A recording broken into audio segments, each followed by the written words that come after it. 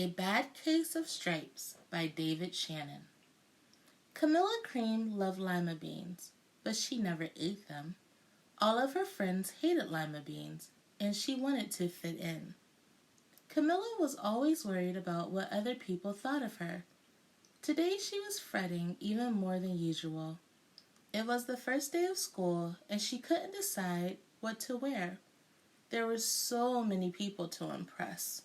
She tried on 42 outfits, but none seemed quite right. She put on a pretty red dress and looked in the mirror. Then she screamed, "Ah!" Her mother ran into the room, and she screamed too. "Ah! Oh my heavens," she cried. "You're completely covered with stripes." This was certainly true. Camilla was striped from head to toe. She looked like a rainbow. Mrs. Cream felt Camilla's forehead. "Do you feel all right?" she asked. "I feel fine," Camilla answered. "But just look at me." "You get back in bed this instant," her mother ordered. "You're not going to school today."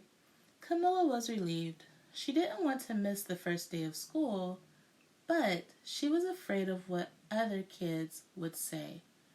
And she had no idea what to wear with those crazy stripes.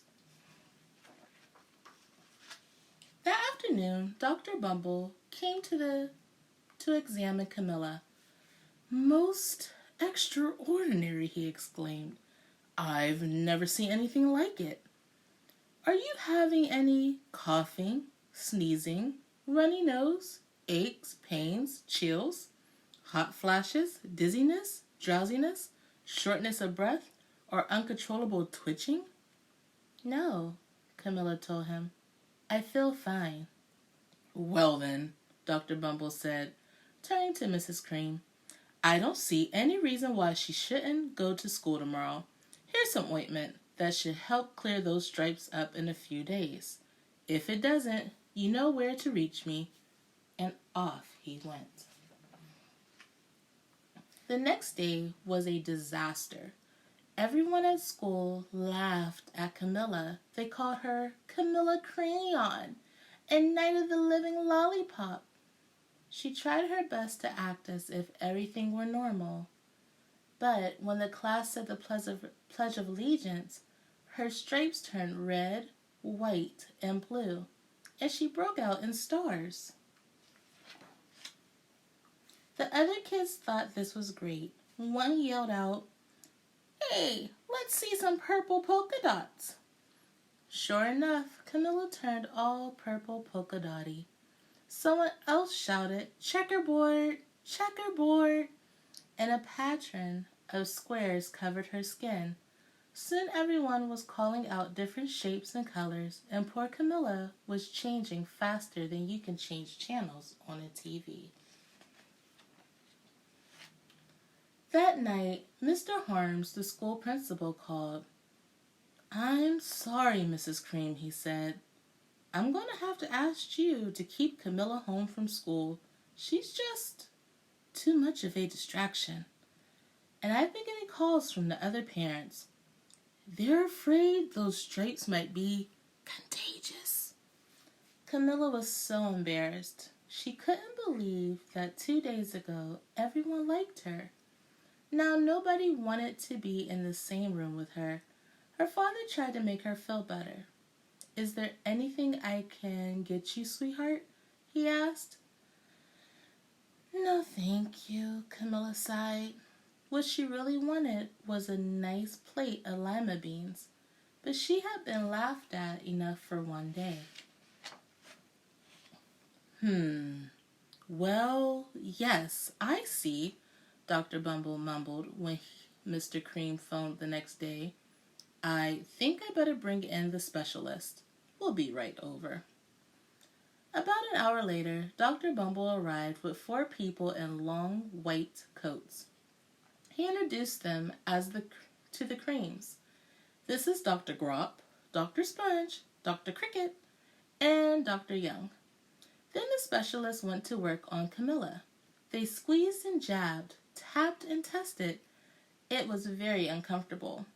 Well, it's not the mumps, concluded Dr. Grope. Or the measles, said Dr. Sponge. Definitely not chickenpox, put in Dr. Cricket. Or sunburn, said Dr. Young. Try these, said the specialist. They each handed her a bottle filled with different colored pills. Take one each night before bed, said Dr. Grope. Then they filed out the door, followed by Dr. Bumble. That night, Camilla took her medicine. It was awful. When she woke up the next morning, she did not feel different. But when she got dressed, her clothes didn't fit right. She looked in the mirror, and there, staring back at her, was a giant, multicolored pill with her face on it. Dr. Bumble rushed over as soon as Mrs. Cream called, but this time, instead of the specialist, he brought the experts. Dr. Gord and Mr. Mellon were the finest scientific minds in the land. Once again, Camilla was poked and prodded, looked at and listened to. The experts wrote down lots of numbers. Then they huddled together and whispered. Dr. Gord finally spoke. It might be a virus, he announced with authority. Suddenly, fuzzy little virus balls appeared all over Camilla. Or possibly some form of bacteria, said Dr. Mellon. Out popped squiggly little bacteria tails. Or it could be a fungus, added Dr. Gord. Instantly, Camilla was covered with different colored fungus splotches. The experts looked at Camilla, then at each other. We need to go over these numbers again, back at the lab, Dr. Gord explained. We'll call you when we know something. But the experts didn't have a clue, much less a cure. By now, the TV news had found out about Camilla. Reporters from every channel were outside her house, telling the story of the bizarre case of the incredible changing kid. Soon, a huge crowd was camped out on the front lawn. The Creams were swamped with all kinds of remedies from psychologists, allergists, herbalists, nutritionists, psychics, an old medicine man, a guru, and even a veterinarian. Each so-called cure only added to poor Camilla's strange appearance, until it was too hard to even recognize her.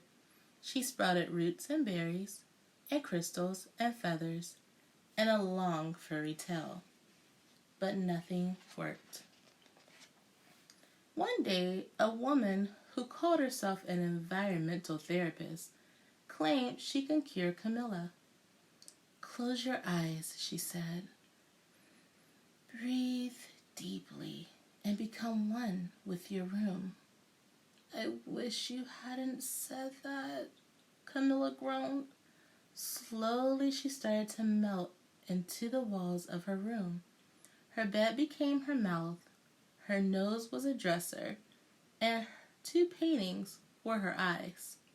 The therapist screamed and ran from the house. What are we going to do? Cried Mrs. Cream. It just keeps getting worse and worse. She began to sob. At that moment, Mr. Cream heard a quiet little knock at the front door. He opened it, and there stood an old woman who was just as plump and sweet as a strawberry. Excuse me, she said brightly, but I think I can help. She went into Camilla's room and looked around. My goodness, she said with a shake of her head. What we have here is a bad case of stripes. One of the worst I've ever seen. She pulled a container of small green beans from her bag. Here, she said. These might do the trick. Are those magic beans? Asked Mrs. Cream. Oh my, no, replied the kind old woman. There's no such thing. These are just plain old lima beans. I'll bet you like some, wouldn't you? She asked Camilla. Camilla wanted a big heaping plate full of lima beans more than just about anything, but she was still afraid to admit it. Yuck, she said. No one likes lima beans, especially me. Oh dear, the old woman said sadly. I guess I was wrong about you. She put the beans back in her bag and started towards the door. Camilla watched the old woman walk away. Those beans would taste so good, and being laughed at for eating them was nothing compared to what she had been going through. She finally couldn't stand it. Wait, she cried. The truth is, I really love lima beans. I thought so, the old woman said with a smile. She took a handful of beans and popped them into Camilla's mouth. Said Camilla. Suddenly the branches, feathers, and squiggly tails began to disappear. Then the whole room swirled around. When it stopped, there stood Camilla, and everything was back to normal. I'm cured! I'm cured! She shouted. Yes, said the old woman. I knew the real you was in there somewhere. She patted Camilla on the head. Then she went outside and vanished into the crowd. Afterwards, Camilla wasn't quite the same. Some of the kids at school said she was weird, but she didn't care a bit. She ate all the lima beans she wanted, and she never had even a touch of stripes again. The end.